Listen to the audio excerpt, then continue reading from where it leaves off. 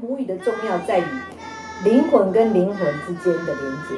母语不懂，它会窄化原住民的文化的深度跟内容，文化的学习更肤浅。没有语言，你整个脉络是混乱的。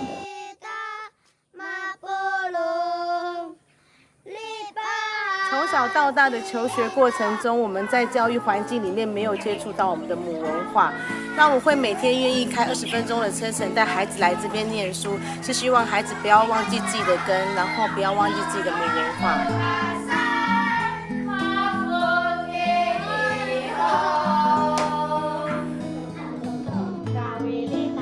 一定的比如咱国小喊了来。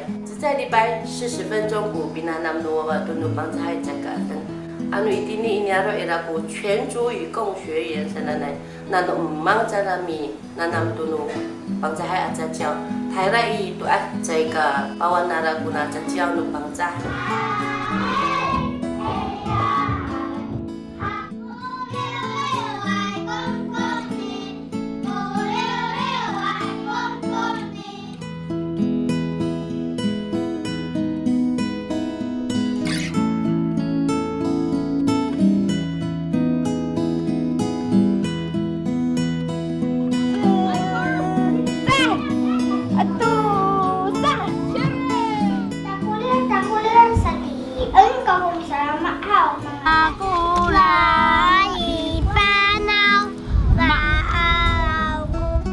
从小到大呢，我都是在北部国语环境下成长。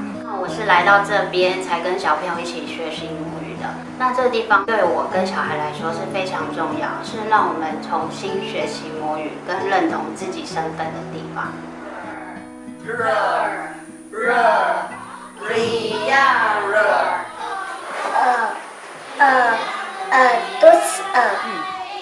Utili lumaku, lipahat ako itili, menanan upang sahay atili. Mahammad ko faluto ako maaraw kuwawan niyaro, mafanak misanu panjah. Ano mafanak to kuwawan numita misanu panjah. Sa ay to kasawat kulikishi, udlamak nutu as.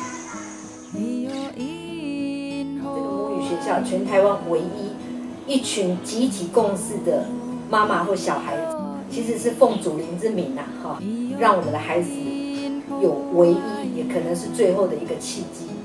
我们台湾人可以决定的，要不要支持原住民的语言活在台湾？